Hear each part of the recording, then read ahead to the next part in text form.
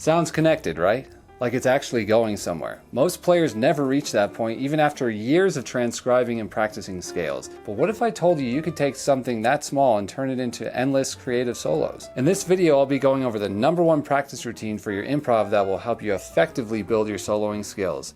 Restrictive playing using motivic development, which is the most important thing we have in all of improvisation. It's going to be the thing that gives your solo coherence, structure, and something to work with, and gives the listener something to grab onto instead of a bunch of aimless noodling that has no direction or substance. If you really work on motivic development, you'll be so far ahead of just about everybody else. And before we jump in, be sure to check out my most in-demand resource, my guide on how to organize and structure your jazz practice. Perfect if you're feeling lost or overwhelmed with too many things to work on. It will help you get clear on specific goals you want to achieve, identify your weaknesses, and there's even 30-minute and 2-hour practice routine example templates you can model your own practice to, and much more. Link is in the description below. All right, let's get right into it. So here's what people usually get wrong. They transcribe long sections or full solos and try to play them without really understanding how to incorporate what's in them. Or they try to figure out all the right notes and chords instead of letting musical curiosity guide them. That can leave you paralyzed at the keyboard instead of playing freely. So here's a method that actually works: planned restrictive playing. But wait, you may be thinking I just said we want to play with freedom. Well, don't panic. You're just giving yourself creative constraints that help ideas come out more naturally. So here's how it works. Say you've got a motif, maybe something like this.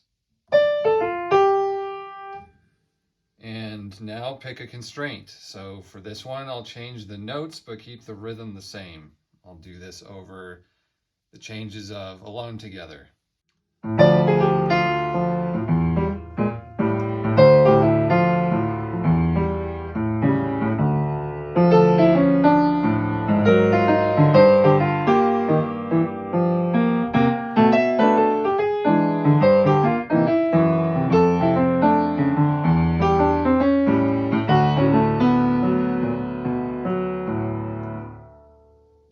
Notice how it starts to sound like a variation without changing the pulse.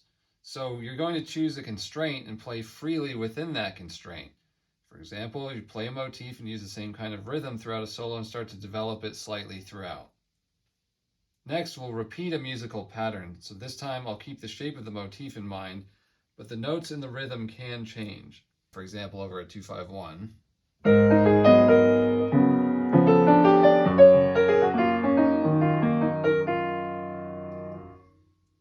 Even though it's different each time, your ear recognizes the pattern and your improvisation starts to make sense.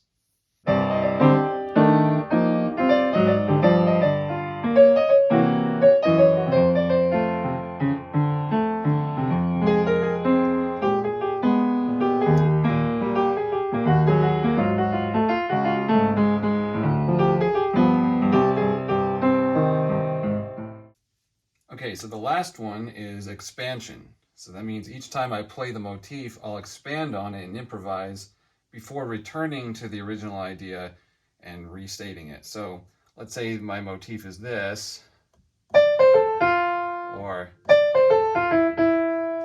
and then I can improvise out of that and then come back to it. It's a small tweak, but it creates movement and keeps your lines from feeling predictable, and then brings things back home by referencing the original motif again, so the story you're telling feels connected.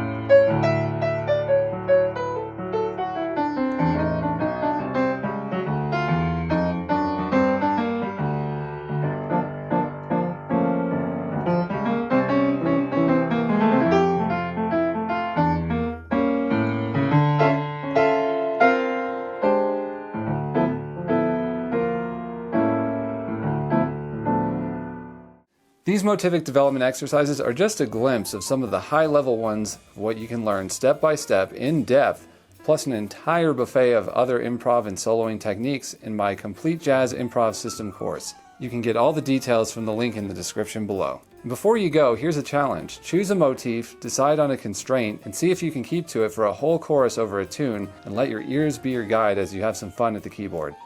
This is how motivic development actually grows your soloing skills. So tell me, do you think motivic development is the most important thing in all of improvisation? Leave a comment below and tell me if you agree or not. In the next video, we're going to cover bebop techniques and lines. If you've never played bebop, you're in for a treat. And if bebop is your thing, you'll really enjoy what comes from incorporating 3 building blocks of bebop improv. Link is right here on screen. Thanks for watching and see you in the next video.